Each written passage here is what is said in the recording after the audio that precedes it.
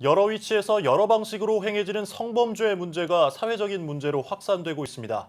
교계도 성범죄의 안전지대는 아닌데요. 교계에서도 성범죄 논란이 이어지고 있는 가운데 엄중한 대처가 필요하다는 목소리가 나옵니다. 박세연 기자입니다. 온라인이라는 가면 뒤에 숨어 변태적 성범죄를 저지른 N번방 사건.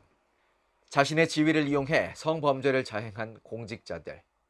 끊이지 않는 성범죄 문제는 교계도 예외일 수 없습니다. 전문가들은 성 문제에 대해 교계가 세상보다 더 단호하게 대처할 필요가 있다고 입을 모읍니다. 성직자가 바른 성윤리 의식으로 세상에 모범을 보일 수 있도록 잘못에 대한 합당한 처벌이 필요하다는 것. 하지만 현실은 공의보다 용서에 초점이 맞춰져 있다는 겁니다. 피해자도 납득할 만하고 그리고 교회 공동체들도 납득할 만한 그 정도 수준에서 그런 시벌들이 이행되고요. 그 다음 이후에 생각할 것이 이제 은혜를 통한 회복인데요.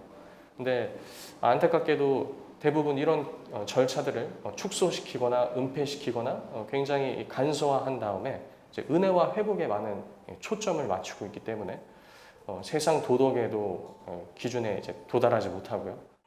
차별금지법이 발의된 가운데 향후 성범죄가 더 심각한 문제가 될 수 있다는 우려의 목소리도 있습니다. 이성 간 성범죄뿐 아니라 동성 간 성범죄도 불거질 수 있다는 겁니다.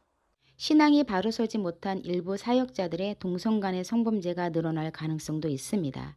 사랑이라는 포장으로 동성 간의 성적 행위를 정당화할 수 있기 때문입니다.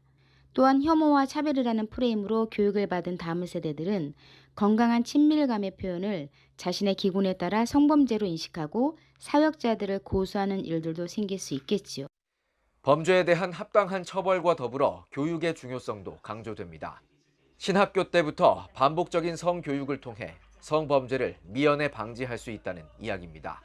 그런 성적인 범죄에 넘어지기 이전에 나오는 그런 징조들과 사인들, 그런 마음의 상태들, 상담 시 유의사항, 성도들을 돌볼 때 유의사항, 이런 것들을 충분히 습득을 한다면 나중에 목회 현장에서 상당히 많은 도움을 받게 되는 것을 많이 보았고요. 교단적 차원에서의 예방 홍보 자료들을 만들어서 이 노예들에게 배포하고 이 교육 매뉴얼들을 만들어서 매년은 아니더라도 최소 몇 년에 한 번씩은 주기적으로 세미나라든가 교육이 되어야 되지 않나. 사회적 문제로 대두되고 있는 성범죄. 바른 성문화를 만들어가기 위한 교계의 지혜로운 대처가 촉구됩니다. CTS 뉴스 박세현입니다.